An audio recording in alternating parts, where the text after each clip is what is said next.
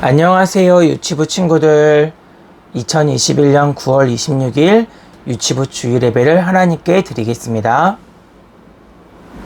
하나님께서 기뻐하시는 찬양 다 같이 부르겠습니다.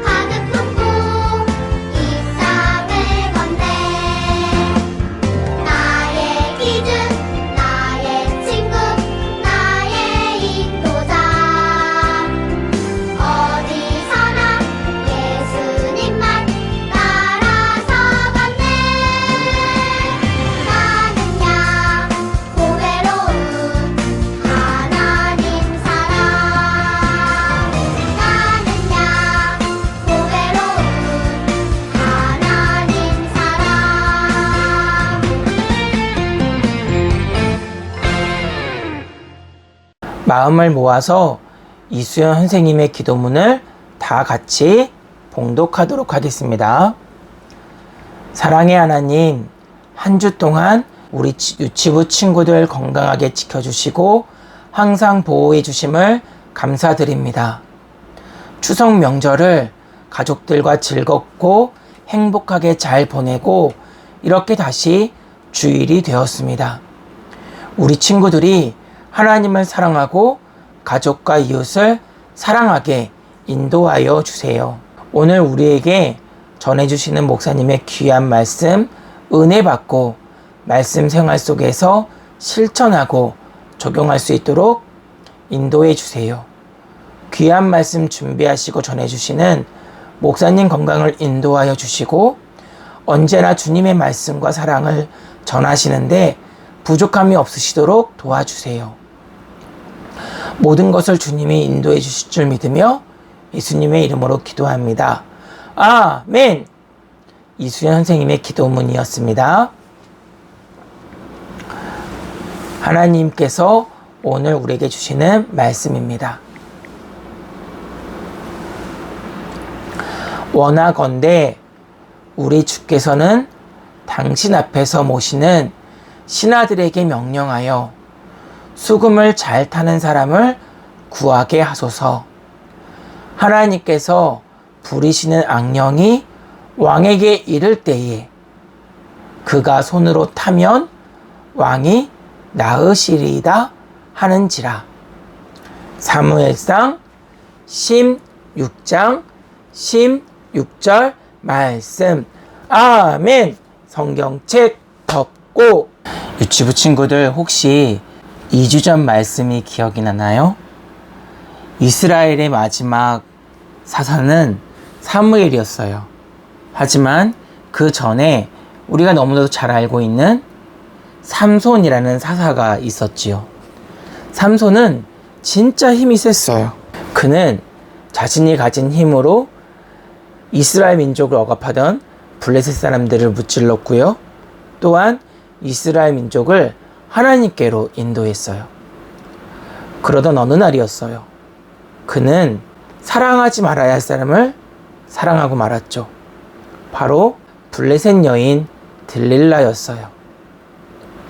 들릴라는 삼손에게 삼손, 당신의 힘이 원천이 어디인가요? 라고 물어봤고 그만 삼손은 들릴라의 꾀임에 빠지고 말았죠. 저의 힘의 원천은 제 머리카락입니다. 하나님께서 이 머리카락을 일평생 깎지 말라고 했거든요. 이 그림에 나와 있듯이 삼손의 머리카락은 한 번도 깎지 않았기 때문에 아주 길었지요. 들릴라는 삼손이 잠자는 틈을 타서 삼손의 머리카락을 다 자르고 말았어요. 삼손은 블레셋 사람이 쳐들어왔을 때 다시 힘을 내보려고 했지만 자신의 힘이 자신을 떠났다는 사건을 알게 되었죠. 블레셋 사람들은 너무 기뻐서 야, 우리의 대적이었던 삼손이 이제 힘을 다 잃게 되었어 라면서 서로 아주 많이 기뻐했어요. 그리고 삼손은 옥에 갇히고 말았죠.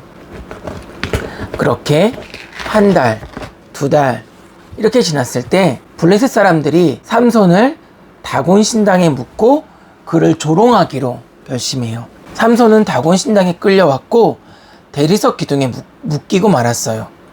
그런데 삼손의 머리카락이 다시 자라난 거예요.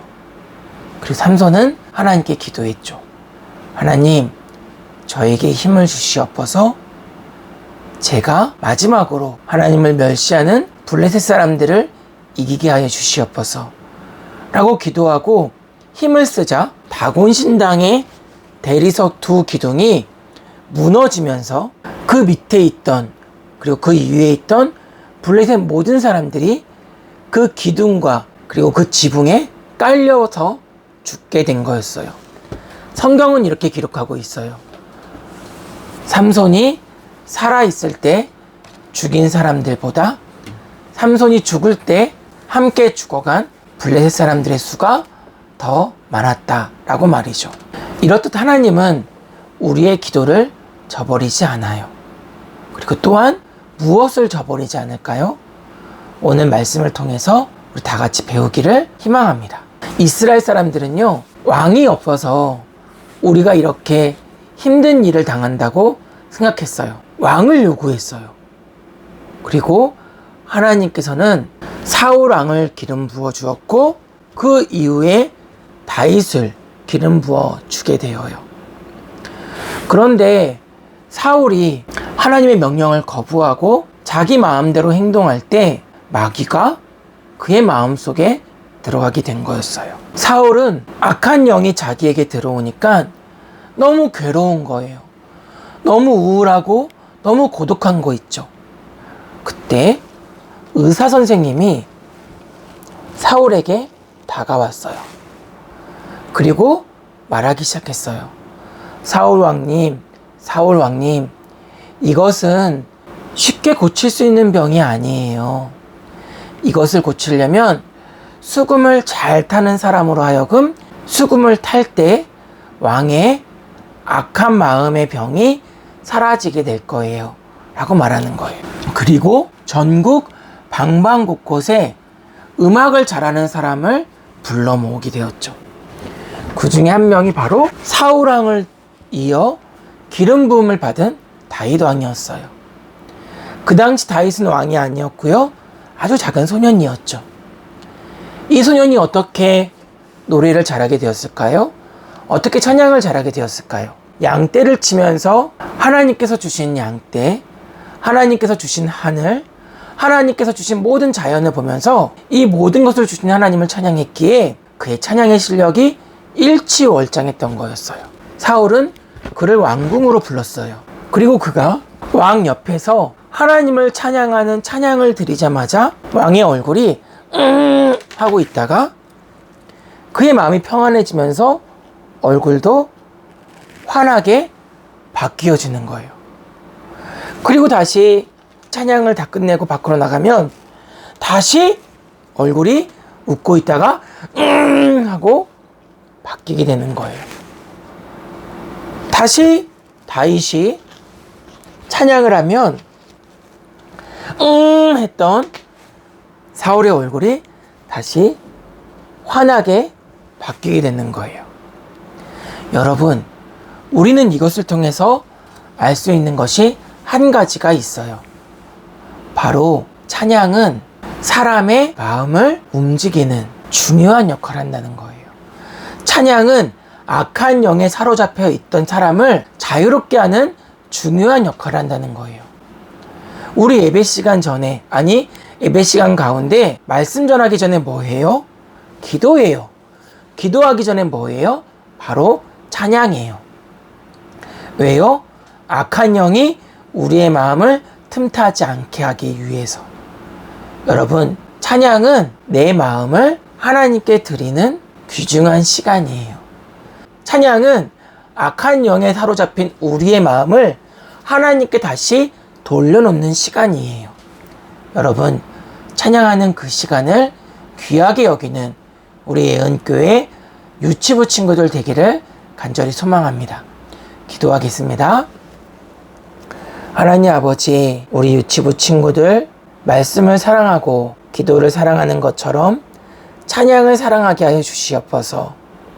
찬양이 악한 영에 사로잡힌 나의 마음을 자유롭게 해주고 내 마음에 평강과 평안을 준다는 것을 깨달아 찬양 듣기를 좋아하는 친구들, 찬양 부르기를 좋아하는 우리 예은교회 유치부 친구들 다 되게 도와주세요. 예수님의 이름으로 기도합니다. 아멘. 광고하겠습니다. 첫 번째 광고입니다.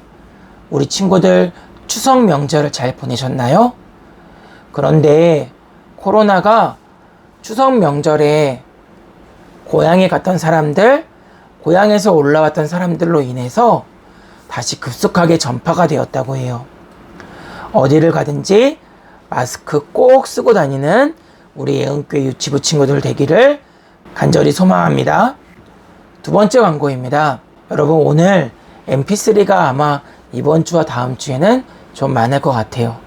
힘들더라도 하루에 한 개씩 꼭 하나님 말씀을 가까이 듣고 또 찬양을 즐겁게 부를 수 있는 우리 예은교회 유치부 친구들 되기를 소망합니다. 그러면 축도함으로 예배를 마치도록 하겠습니다. 예수 그리스도의 은혜와 아버지 하나님의 그 크신 사랑과 성령 하나님의 감동, 감화, 충만하신 역사가 이제 찬양을 가벼이 여기지 아니하며 오직 찬양 가운데 내 마음을 그리고 우리 부모님 마음을 항상 기쁘게 만들겠다 다짐하는 우리 유치부 친구들 머리 위에, 그들의 가정 가운데 있는 귀한 부모님들 머리 위에, 또한 그들을 가르치기 위해 기도하며 전심전력하는 교사들 머리 위에, 예은교회 위에, 온 교회 위에 이제로부터 영원까지 함께 있을지어다. 아멘.